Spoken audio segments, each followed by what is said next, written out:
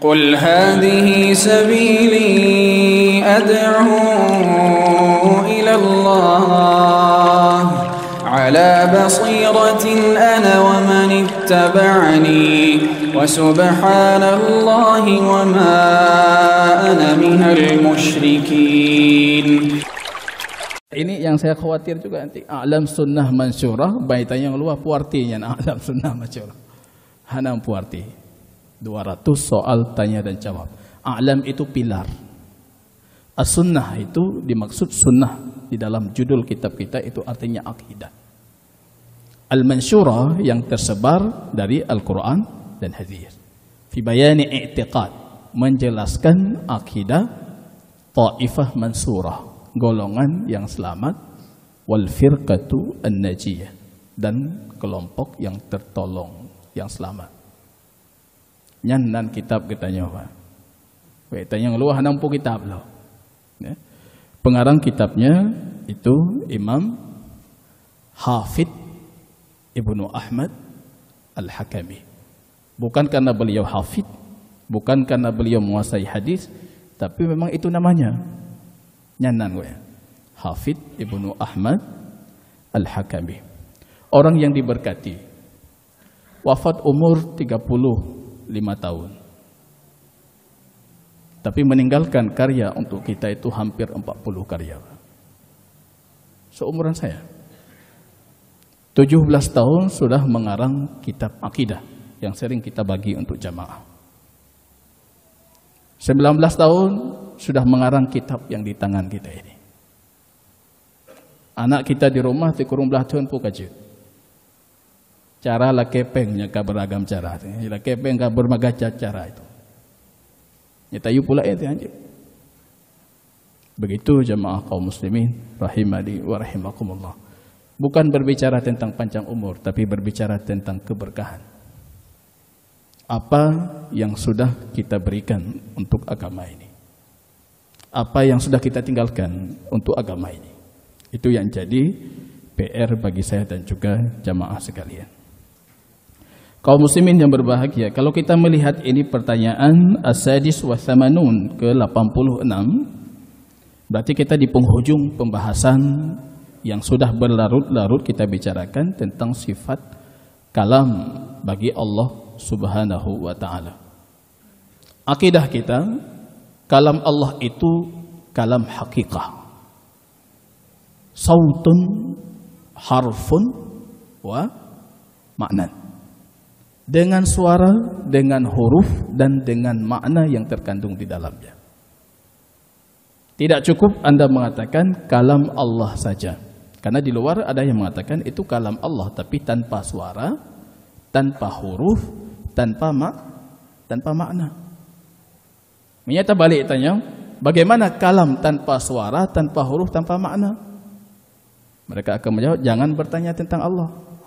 Baik tanya tentang Allah. Kenapa bukan dari pertama jangan bertanya tentang Allah? Tetapkan untuk Allah sifat Allah kama yaliqu bi jalalihi, sesuai dengan keagungan Allah. Jangan berbicara tentang Allah. Nah, ini pertama dibicarakan dulu. Allah kalau bersuara seperti ini, harus tenggorokan, punya lidah, punya ini, punya itu. Kemudian ketika kita tanyakan, kalam bagi Allah tanpa suara, tanpa huruf, tanpa makna, itu seperti apa? Mereka akan kembali mengatakan jangan berbicara tentang Allah. Pada hakikatnya kalam yang ditetapkan itu sama seperti kalamnya orang bisu. Wal'iyadzubillah. Keinginan dalam hati yang ditafsirkan oleh Jibril. Maka mereka mengatakan Al-Quran itu ibaratun an kalamillah. Ungkapan dari kalam Allah. Karena ungkapan itu diungkapkan oleh Jibril. Atau dalam akidah Maturidiyah mereka mengatakan hikayatun, hikayat dari kalam Allah. Dalam Al-Irsyad itu Imam Al-Haramain Abul Ma'ali Al-Juwaini, beliau dengan tegas mengatakan, ketika berbicara tentang Al-Quran, beliau mengatakan adraka Jibril ma fi nafsillah. Jibril itu menangkap apa yang ada pada diri Allah, kemudian diibaratkan dengan bahasa Arab. Jadilah Al-Quran. Ini jamaah kaum muslimin rahimani wa rahimakumullah. Pembahasan yang terakhir kita bicarakan. Kenapa pembahasan tauhid asma wa sifat itu? Itu hasil saya tadabbur tadi ketika imam membacakan bacaan di rakaat pertama. Teringat langsung saya dengan pernyataan Imam Ibnu Qayyim itu. Tauhid ini kata beliau, al-asma wa sifat itu dzirwatus sanami al-ubudiyah. Itu puncak ibadah.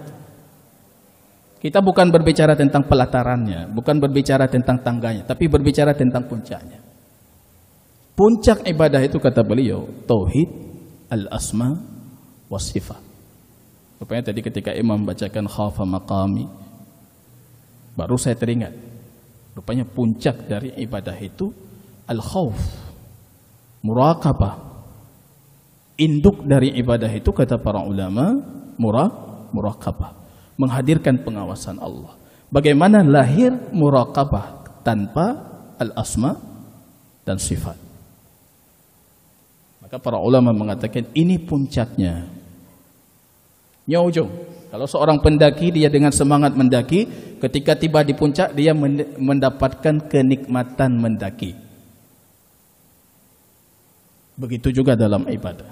Ketika Anda sudah mendapatkan itu, intisari asmaul husna ini, asma dan sifat Allah, maka di situ kita merasakan kenikmatan ibadah. Ini puncaknya. Maka tidak lahir iyyaka na'budu kecuali ada sebelumnya Ar-Rahman Ar-Rahim. Tauhid asma dan sifat. Ada sebelumnya Maliki Yaumiddin. Ada sebelumnya Rabbul Alamin. Rububiyah bagi Allah. Baru lahir iyyaka na'budu wa iyyaka nasta'in. Di luar ada orang masih bingung dengan Bismillahirrahmanirrahim. Kibanta terjemahkannya. Dengan nama Allah yang Maha Pengasih lagi Maha Penyayang. Berarti kita menetapkan kasih sayang untuk Allah. Hanaruh Lantifat 20. Itu banyak yang bingung di luar itu. Baca tafsir Jalalain, beliau menafsirkan dengan nama Allah yang menginginkan iradah. Iradah rahmat, iradah nikmah untuk hambanya. Jadi tidak mengatakan langsung Maha Pengasih, Maha Penyayang. Bagaimana kita bisa menikmati iyyaka na'budu? Kalau dengan Ar-Rahmanir Rahim saja kita bermasalah itu. Ini dzirwah sanamnya. Maka jamaah kaum muslimin, ketika berbicara kalam Allah yang tidak boleh kita lupakan itu aksiologi ilmunya. Apa aksi? Ini akidah kita. Allah berbicara dengan suara, dengan huruf. Aksi kita apa?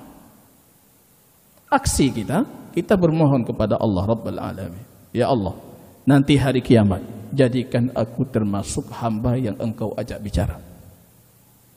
Jangan sampai kita termasuk hamba yang tidak diajak bicara. Di dunia kita mempertahankan ini, Allah punya sifat kalam. Tapi di akhirat kita tidak termasuk yang diajak bicara, itu sangat merugi. Berarti ini akidah tanpa aksi, tanpa buah. Ini akidah yang mandul, yang tidak membuahkan. Seharusnya kita imani itu. Ya Rabbi, ya Allah, jadikan kami termasuk hamba-Mu yang engkau ajak berbisik. Jadi Imam Bukhari, ada hamba-hamba yang Allah pilih untuk munajat. Ya Rabbi, Allah, jadikan kami termasuk hamba yang engkau ajak berbisik. Kamu lakukan itu, betul ya Rabb. Kamu lakukan itu, betul ya Rabb. Kamu lakukan itu, betul ya Rabb. Sampai akhir Allah mengatakan apa? Semuanya sudah aku tutupi di dunia dan sekarang aku ampuni. Itu buah keimanan kita. Yang sampai kita yakin cuma Allah punya sifat kalam. Tidak pernah kita doakan. Jangan lakukan perkara-perkara yang sudah disebutkan oleh Nabi. La yukallimuhullahu yaumal qiyamah. Allah tidak ajak mereka bicara. Jangan lakukan itu. Karena Allah tidak ajak Anda bicara. Musbilul izar, yang menjatuhkan kainnya di bawah mata kaki. La yukallimuhullahu yaumal qiyamah. Allah tidak ajak mereka bicara besok di hari kiamat. Jangan lakukan apapun yang disebutkan oleh Nabi. Kalau tidak, ujung-ujungnya kita sama dengan orang lain. Sama dengan Mu'tazilah yang mengatakan Allah tidak berbicara. Karena faktanya besok di hari kiamat kita termasuk hamba yang tidak diajak bicara. Kita butuh aksi. Yang masalah khilafiyah kabeh dan berenung. Cuma aksinya apa itu? Aksi dari sebuah akidah yang benar. Akidah itu kata Imam Ibn Utsaimin itu membuahkan. Kalau dia batil akan membuahkan kebatilan. Kalau dia lurus akan membuahkan kebaikan. Itu jamaah kaum muslimin rahimani wa rahimakumullah. Asal as-sadis wa thamanun, pertanyaan ke-86 ini yang kita berhenti pada pertemuan yang lalu, sudah sedikit kita jelaskan. Apa hukumnya mengatakan lafzi bil Quran makhluk? Lafadzku untuk Al-Quran makhluk. Nah, ini coba dipahami betul-betul. Dia kalau ada papan tulis ini lebih jelas. Lafadzku terhadap Al-Quran makhluk. Ini kita harus tahu dulu sejarahnya ini. Dan itu sejarah yang terus berulang. Tingkah laku para mubtadi'in, para pelaku-pelaku kebid'ahan. Di zaman Khalifah Ma'mun, kita tahu itu terkenal sekali. Pemerintahnya itu, penguasanya, pemahamannya Mu'tazilah. Orang cukup diuji untuk membuktikan dia Mu'tazilah ataupun bukan. Kalau bukan Mu'tazilah dihukum, dimasukkan penjara dengan ditanyakan apakah Quran makhluk ataupun tidak. Jadi ketika orang mengatakan Quran bukan makhluk, kalam Allah, itu masuk penjara. Para ulama itu terfitnah luar biasa. Sehingga kita tahu dalam sejarah Al-Imam Ahmad Ibn Hanbal, orang yang paling kuat berdiri di atas cobaan itu. Diseret, dihina luar biasa. Itu kalau kita baca dalam Syiar A'lam Nubala, tumpah air mata kita. Bagaimana Imam Ahmad mempertahankan ini sehingga kita hari ini masih mengatakan Quran itu kalam Allah. Kalau Imam Ahmad goyang waktu itu, kita hari ini semua akan mengatakan Quran itu makhluk. Maka agama ini kata para ulama ditolong oleh dua sosok orang. Abu Bakar As-Siddiq ketika orang Arab murtad, Imam Ahmad ketika cobaan khalqil Quran. Orang diuji, menurutmu Quran itu makhluk bukan? Kalau Anda mengatakan itu bukan makhluk, masuk penjara. Tumbangnya Ma'mun nanti sampai zamannya Wasik dan seterusnya. Akidah Mu'tazilah itu bukan lagi i'tiqad para penguasa. Jadi udah kembali ke Ahlus Sunnah. Cobaannya, pertanyaannya masih sama. Quran makhluk bukan? Yang mengatakan makhluk masuk penjara. Yang mengatakan bukan makhluk kalam Allah berarti Ahlus Sunnah. Jadi dibalik. Ini yang terjadi. Rupanya ketika itu orang Mu'tazilah mencari satu strategi lain. Mereka tidak mau mengatakan makhluk ataupun bukan, tapi mereka mensamarkan dengan mengatakan lafzi bil Quran makhluk. Lafadzku untuk Al-Quran makhluk. Jadi yang menguji Quran makhluk bukan, lafadzku untuk Al-Quran makhluk. Yang menguji berfikir dia mengatakan lafadznya yang makhluk, tapi Qurannya bukan makhluk. Lisan dia, suara dia, huruf dia yang makhluk, tapi yang dibacakan bukan makhluk. Bebas. Di sini para ahli batil bermain. Maka kalimat ini tidak boleh dikatakan oleh ahli sunnah. Baik mengatakan lafzi bil Quran makhluk, lafadzku untuk Al-Quran makhluk, ataupun menafikan lafzi bil Quran ghairu makhluk, lafadzku untuk Al-Quran bukan makhluk. Jadi yang menetapkan salah, yang menafikan salah. Karena nanti kalau yang menafikan lafadzku untuk Al-Quran bukan makhluk, itu strateginya para sufiyah ekstrim ahlil hulul wal ittihad. Orang yang menyatukan Allah dengan makhluk. Orang yang mengatakan Allah dengan makhluk, ya kami Tuhan gitu. Man ana, siapa aku tidak tahu siapa diriku. Wa ana rabbun wa rabbu ana, Tuhan adalah aku dan aku Tuhan. Ahlil hulul, orang yang berkeyakinan Allah dengan makhluk sama. Mereka mengatakan lafzi bil Quran, lafadzku untuk Al-Quran bukan makhluk. Maksudnya kenapa? Karena sama-sama Tuhan.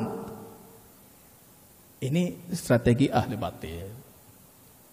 Nah, kalau ada papan bisa kita jelaskan ini. Kata lafadz itu, al-lafdhu itu masdar dalam bahasa Arab yang memiliki multi makna. Makna yang pertama, kegiatan kita melafadzkan. Suara kita, cara kita melafadzkan, itu lafadz juga. Makna yang kedua kata lafadz, apa yang kita lafadzkan. Apa yang kita lafadzkan. Kalau sekiranya makna yang diinginkan, kegiatan saya melafadzkan Al-Quran itu makhluk. Tapi objek yang saya lafadzkan itu kalam Allah, bukan makhluk. Ini akidahnya benar. Ya.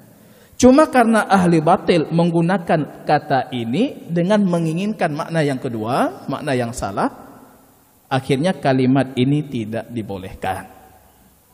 Kalau Anda mengatakan kalimat ini, mengatakan lafzi bil Quran makhluk, maka Anda akan dituduh oleh Ahlus Sunnah sebagai Jahmi, Mu'tazilah, Jahmiyah. Tapi kalau Anda mengatakan lafzi bil Quran ghairu makhluk, Anda akan dituduh sebagai ahlil hulul, sufi yang berakidah menyamakan Allah dengan makhluk. Ahlus Sunnah tidak boleh mengatakan kalimat ini. Ini yang terjadi fitnah kepada Imam Al-Bukhari. Beliau dituduh mengatakan kalimat ini. Itu akhir yang paling sedih untuk Imam Bukhari. Hanya gejak begali urangnya itu, dia itu Jahmiyah.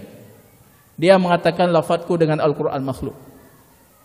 Padahal berulang kali itu Imam Bukhari kepada murid-muridnya dengan riwayat yang benar dari beliau mengatakan, ma qultuhu, aku tidak pernah mengatakan itu. Kadzabu alayya, mereka berdusta atas namaku. Yang beliau katakan perbuatan hamba itu makhluk. Dan bahkan mengarang kitab-kitabnya ada sampai hari ini. Khalqu af'alil ibad, penciptaan perbuatan hamba. Itu yang dikatakan oleh Imam Bukhari, sehingga Imam Bukhari dibenci seluruh dunia Islam. Hanya gejak pilih. Anadung bertanya berapa? Tajak kidih na urung tung, tawa kidih na urung tung. Imam Bukhari hanya gejak pilih. Itu akhir paling menyedihkan. Itu sejarah yang tragis sekali. Kebencian para ahli ilmu, para ulama terhadap sosok alim Rabbani. Tapi sejarah membuktikan siapa yang namanya akan dikenang sepanjang masa, siapa yang namanya disebutkan dalam sampah sejarah. Ada ulama-ulama disebutkan dalam sampah sejarah.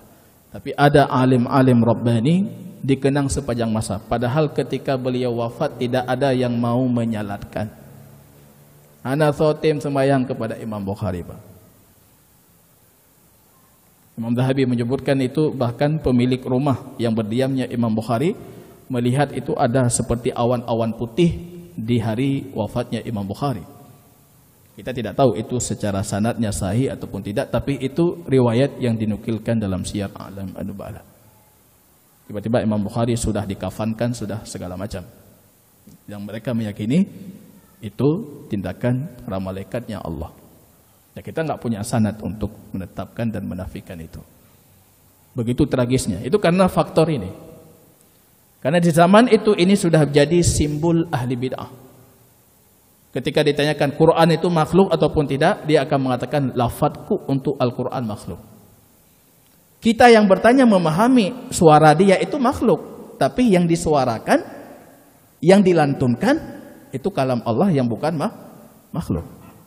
Padahal dia maunya yang dilantunkan itu makhluk. Jadi karena ini sudah jadi simbol ahli bid'ah, maka tidak boleh lagi ahlu sunnah menggunakan simbol itu. Di abad penghujung pertama Hijriyah ataupun abad kedua Hijriyah, Yang pakai peci hitam itu ahli bid'ah. Yang kenang peci hitam itu yang ahli bid'ah, ahli bid'ah. Maka di zaman itu tidak boleh pakai peci hitam, Pak.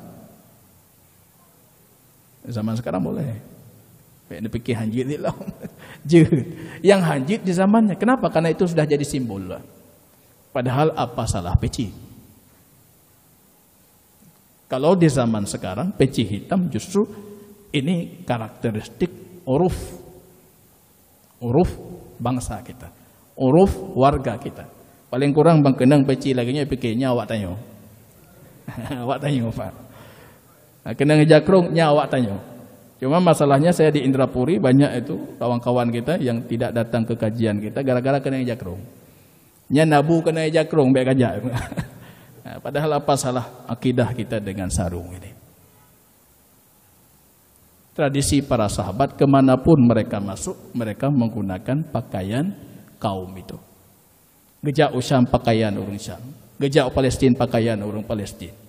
Dia menyesuaikan. Tapi kalau pembahasan akidah dan bekal, pembahasan akidah tidak ada toleransi. Kita sampaikan dengan resiko yang kita tahu beresiko, tapi kita sampaikan karena ini pembahasan akidah Islam.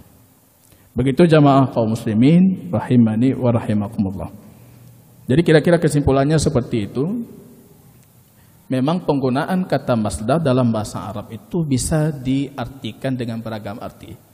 Bisa diartikan isim fa'il, pelaku, bisa diartikan kata kerja, bisa diartikan kata kerja yang sifatnya perintah, bisa diartikan ismul maf'ul, objek. Itu beragam arti. Maka ahli batil itu paling suka dia sepanjang sejarah menggunakan bahasa-bahasa yang sama samar, yang penting mereka selamat. Yang tapi lagi ya Pak, sampai huronya lagi ya. Menggunakan bahasa yang sama-sama. Kita pikir oh betul. Maka kita harus tanya tafsirnya.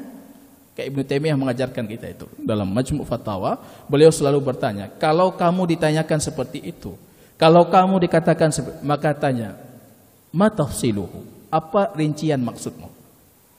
Ketika kamu mengatakan lafzi bil Quran makhluk, lafadzku untuk Al-Quran makhluk, tanya detailnya, itu maksudnya apa?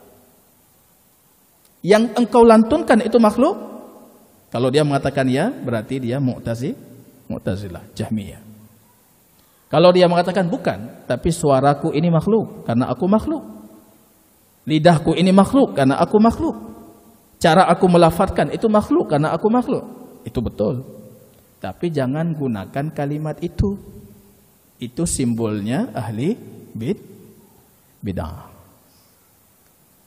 Wallahu ta'ala alam bisawab. Jamaah kaum muslimin, kalau kita lanjutkan, ini ada pembahasan beriman terhadap para rasul. Sebelumnya kita membuka dulu. Sudah beberapa sesi tidak pernah kita buka tanya jawab.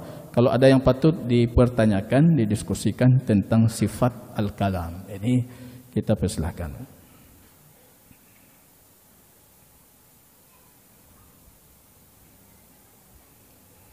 Ulama mandu mana payah teman yang li kata. Atau hana mufum karena dua buah kemungkinan tak kan?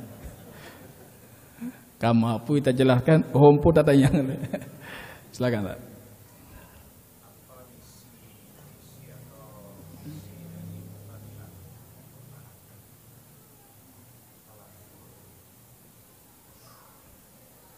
Ya, misi Mu'tazilah mempertahankan kalam itu makhluk.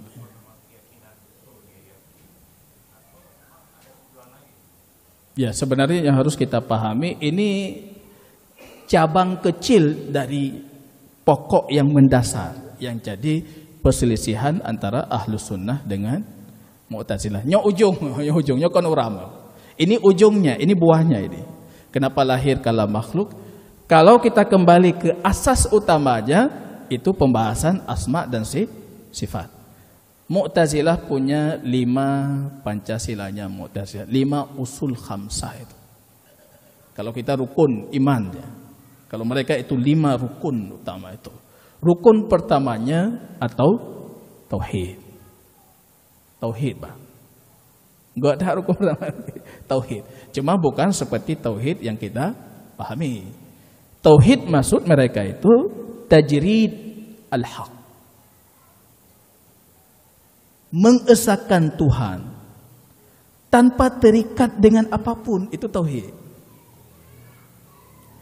Jadi nanti turunannya kalau kita menetapkan untuk Allah sifat, Anda sudah mengikat Allah dengan sifat. Kalau kita ikat Allah dengan nama, Anda sudah mengikat Allah dengan nama. Anda tidak bertauhid, sudah mensyirikkan Allah. Jadi definisi syirik belah hadis lain lah berarti. Bukan seperti definisi syirik yang kita pahami. Mereka mengibaratkan ini seperti sebuah tembok ini. Tembok ini punya sifat. Sifatnya apa? Lurus, mulus, tinggi. Kan ini sifat yang datang belakangan. Ini datang belakangan. Lurus karena Anda luruskan, Pak. Mulus karena sudah Anda muluskan. Mereka memahami seperti itu kalau kita tetapkan untuk Allah sifat. Jadi dia tidak bisa berpikir kalau sifat itu melekat dengan zat. Justru mereka berpikir sifat itu hadis, sesuatu yang baru, terperbaharu kepada zat. Nah, ini maka mereka melahirkan asas apa? Asas tauhid. Nah, ini asasnya asas tauhid. Kemudian nanti ada usus ketiga. Apa usus ketiga Mu'tazilah itu? At-tahsin wa taqbih al-aqliyin. Mengatakan bagus dan buruk tapi harus berdasarkan logika akal. Jadi yang mengatakan baik buruk apa? Akal. Jadi nanti mereka masuk ini, dari sini masuk. Kalau kita tetapkan Allah berbicara dengan suara. Kalau mereka menafikan Allah tidak berbicara. Allah tidak punya sifat ilmu, Allah tidak punya sifat apa-apa. Allah cuma punya nama tanpa sifat. Mu'tazilah ya. Kalau kita menetapkan, maka mengharuskan ini, itu. Secara akal mereka, itu qabih, jelek untuk Allah. Jadi yang menjadikan jelek dan bagus, versi mereka itu akal. Akal yang menjelekkan dan akal yang mengatakan itu bagus. Maka lahir dari sana nanti penafian terhadap sifat-sifat Allah. Nah itu sekilas seperti itu. Jadi lahir dari sana salah satunya, Allah tidak punya sifat al-kalam. Berarti argumen kaum muslimin mengatakan Quran itu kalam Allah itu harus dibantahkan. Karena keyakinan mereka bukan seperti itu. Nah, ini turunannya. Nanti turun kepada semua sifat Allah. Allah tidak diru'yah, tidak terlihat besok hari kiamat. Allah tidak berbicara besok hari kiamat. Itu semua sifat turunan. Ya, ubo atau ukhnya itu karena pondasi asas tauhid yang harus ditetapkan untuk Allah. Maka dari asas itu nanti lahir penafian terhadap sifat. Wallahu ta'ala a'lam. Ada yang lain?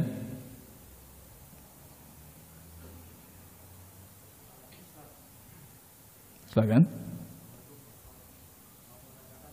Waalaikumsalam.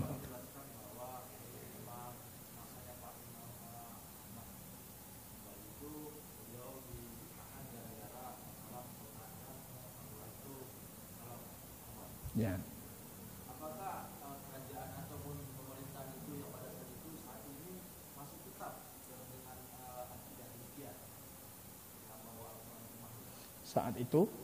Saat ini yang pemerintah pada saat zamannya itu, apakah kerajaan ini masih mempertahankan akidah itu? Ya, maksudnya saat itu ya. Ya kita tahu dalam sejarahnya Imam Ahmad itu melalui banyak rezim khalifah. Dari Al-Amin, Ma'mun, Wasik itu berganti-ganti itu. Di awal-awal itu Al-Amin membuka peluang perdebatan, dialog, diskusi Mu'tazilah dengan Ahlus Sunnah. Kita tahu dialog itu banyak dalam sejarah dicatat. Dialog Imam Asy-Syafi'i dengan Bishr Al-Marisi. Dialog Imam Abdul Aziz Al-Makki. Dialog Imam Al-Jubai. Macam-macam itu. Dialog-dialog luar biasa. Masih bersifat ilmiah. Tapi kita tidak bisa memungkiri Al-Amin dengan Ma'mun, itu anaknya Harun Ar-Rasyid, punya kecondongan untuk pemahaman Mu'tazilah.